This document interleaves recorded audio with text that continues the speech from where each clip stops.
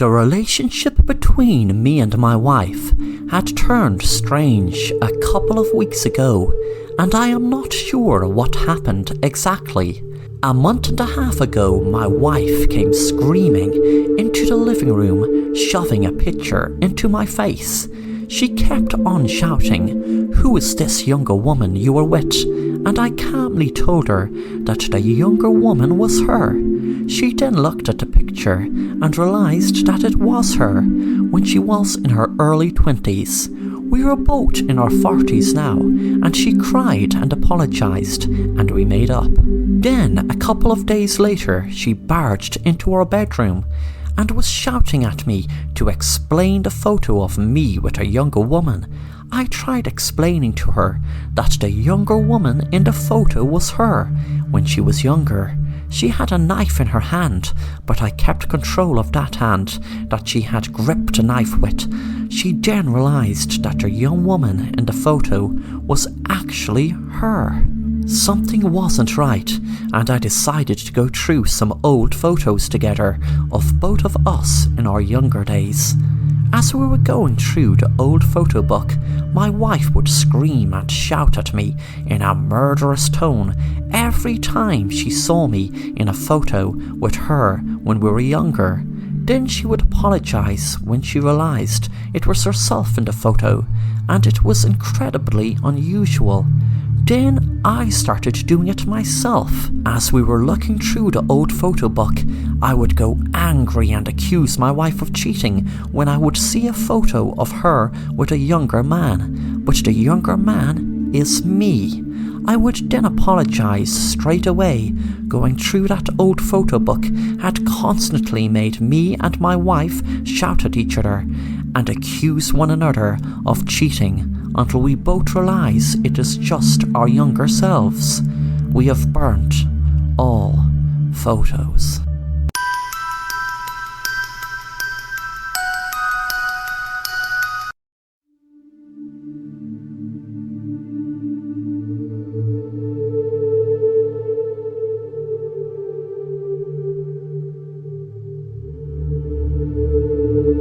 Susie was feeling down as she had no cell phone for a whole 3 days. That might not be a long time to most people, but to Susie it felt like a whole month. She missed being able to scroll down news feeds and swiping through pics, etc. on social media.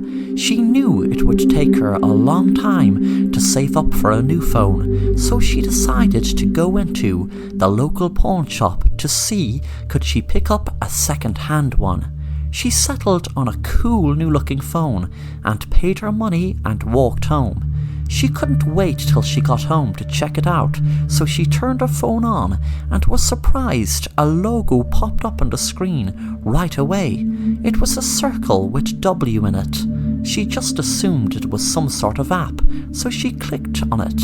That night she was sitting down watching TV, enjoying a good thriller movie, when her phone screen lit up. She checked to see what the notification was.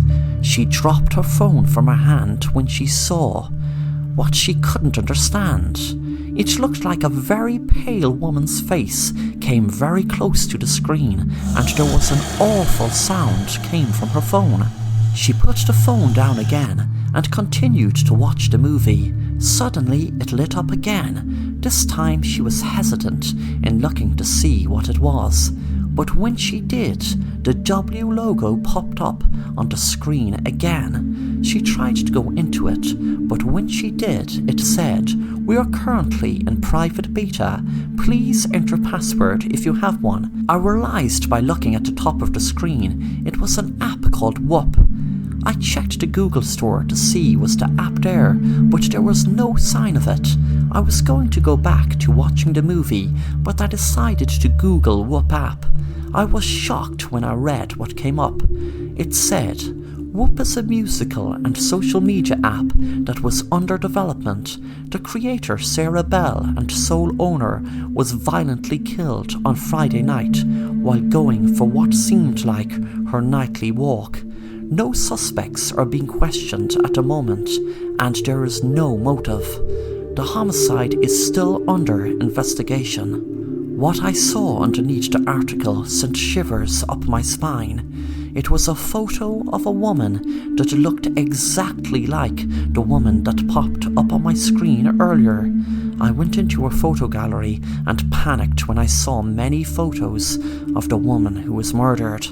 I turned off the phone, wondering what was happening and what exactly was that short little video I saw. I knew it was her, but was it actually a video of her being murdered? And why did it pop up in the phone when I didn't even touch it? I jumped in my seat when I saw my phone light up again. I panicked big time this time, knowing I had just turned the phone off.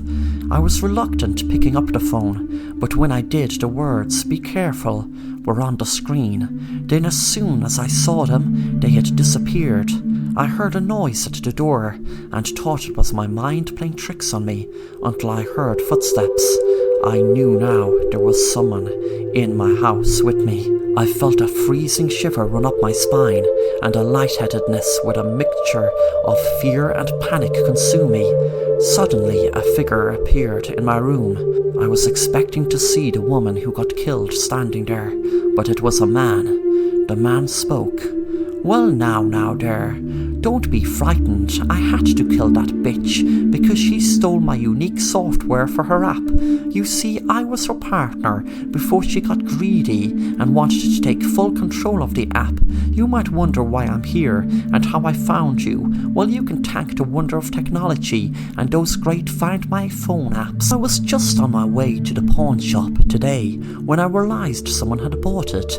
It made things so much more awkward for me, knowing that I will have to kill another person this time, a person I don't even know, to retrieve the phone.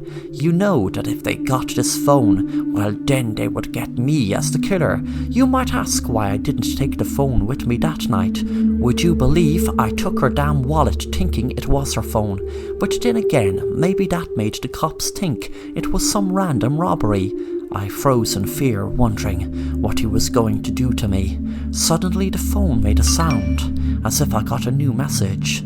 Then the screen burst into pieces, and a piece of glass stuck in the man's eye. Blood came squirting out. Then a hand came out of the screen and choked him to death.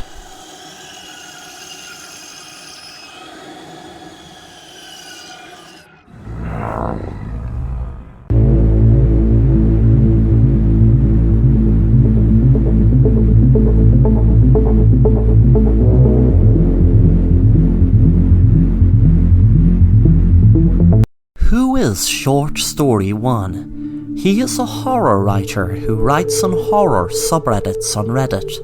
His stories are vastly unique and sometimes don't even make sense. He has had a couple of popular short horror stories that was well upvoted and lots of Reddit users had commented on. Short Story hardly ever replies to comments, and one theory suggests is that he is a mental patient in an institute for the insane. Some even suggest that he has had multiple brain surgeries and was even experimented on. This would explain for Short Story 1's weird plots that don't make sense, because insane people don't make sense. Another theory is that Short Story 1 is 1,000 years old, and because he has lived a so long life, his stories are a reflection of what he has experienced throughout the ages. This would also explain why his grammar is terrible, because language has changed so much in the last 1,000 years, and Short Story 1 has failed to keep up. Another theory is that Short Story 1 is an actual alien that is just having fun with the humans on Reddit. Short Story 1 being an alien would explain so much about his writing and why it's so absurd. Maybe Short Story 1 is lost in our planet and has no idea what he is doing at all. Short Story 1 is maybe an alien that has transformed into a human and is struggling dealing with the human mind and emotions. The last and most likely theory is that short story 1 is artificial intelligence robot and someone experimenting the robot by letting it write stories on Reddit and seeing humans react to it. As we know, technology is evolving so fast and robots in the future are now a strong possibility. Driverless cars have evolved so much, and short story 1 might be a robot that can imagine. Who do you think short story 1 might be? Have you read his stories?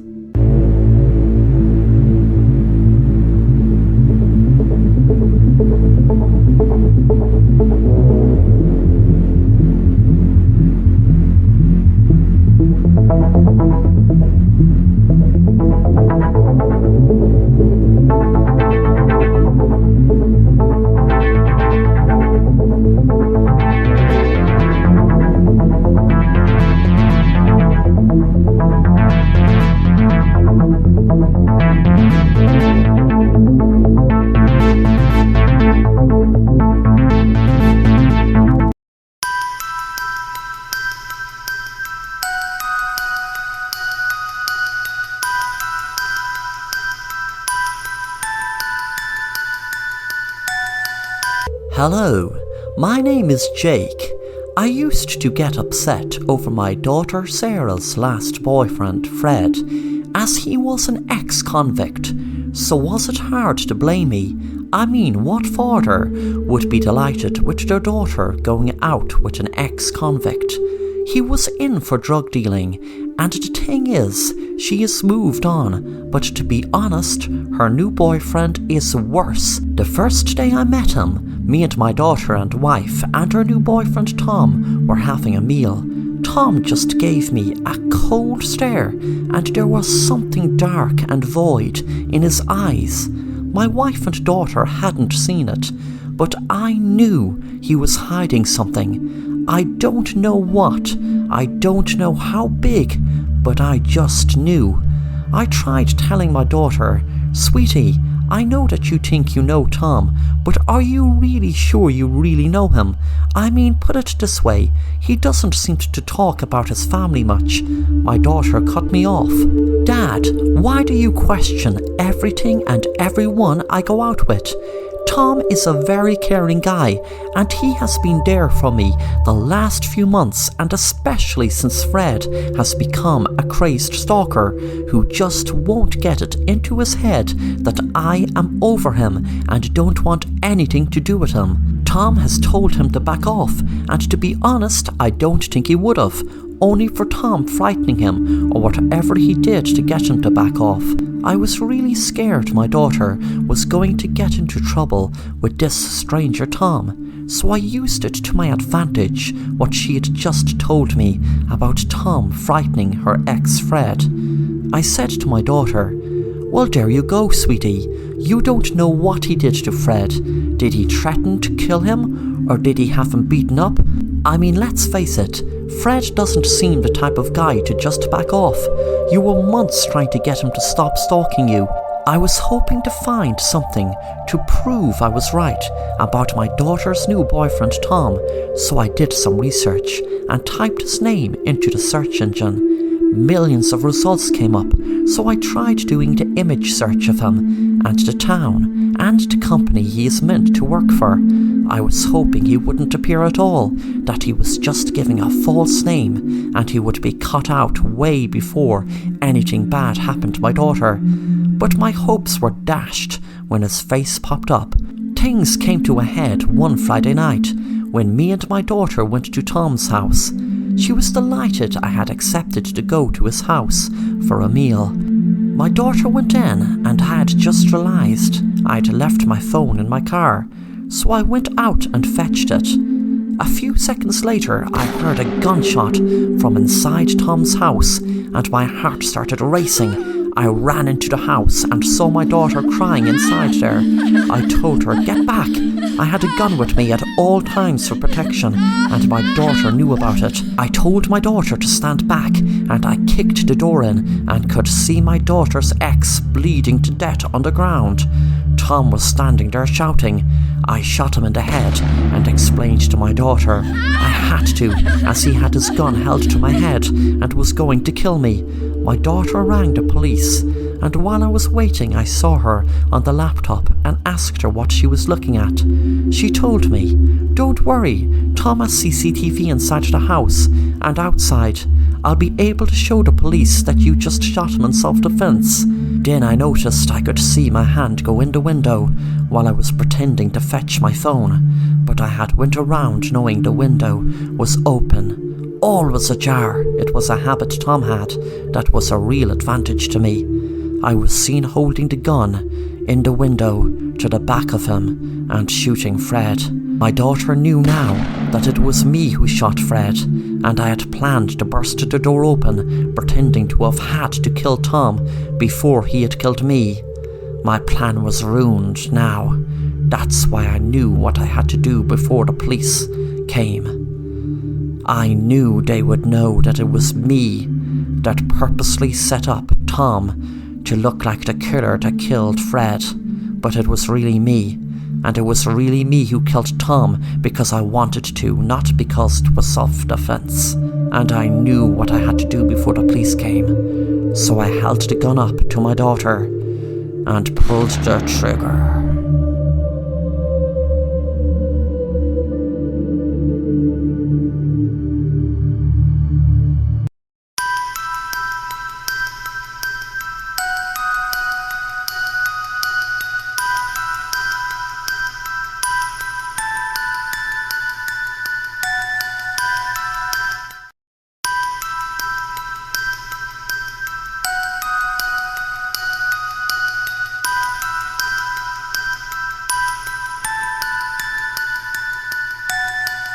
This is more of a vent post than a story. I have an unusual condition where I randomly age to any number. Some days I might be an old man, and other days I might be a baby. My parents did their best to give me the best life they could offer. I couldn't go to school all of the time because I would wake up completely old at a height of 6'2", while the night before I was just a crying baby. There are times I would wake up at the right healthy ages, from 15 to 45, and that's just my opinion. My dad would promise me to take me somewhere fun as I was a child. Then the next day I would age up to an old man again, and all I wanted to do was watch the news. I wish I could just age in order like everyone else. I don't care if it was young to old or old to young, because random aging is just terrible. At the moment you could be at the prime age of being in your 20s, while the next day you could end up as a crying baby again. People found me as a crying baby on the street, and also as an old homeless man on the bench who was nearing to death. I just want to be normal. Many different types of people like me at different ages. Mothers or women who want to become pregnant like me as a baby, while old folk like me when I am old, and the present generation like me in the prime ages of being in my 20s, 30s and 40s. I was once kidnapped as a baby, and then the kidnapper let me go a day later, as I ended up aging to a man in my 30s. A day later I found myself in an old people's home, as I had randomly aged to an old man in my 90s. Then a day later I walked out of the old people's home as a rebellious teenager. I just want to age normally, in order where I could plan things. It's impossible to plan anything in my condition, as in one moment I could be an old man, and the next day I could go back to being a baby. There is nothing out there. If this is depressing, then I am sorry.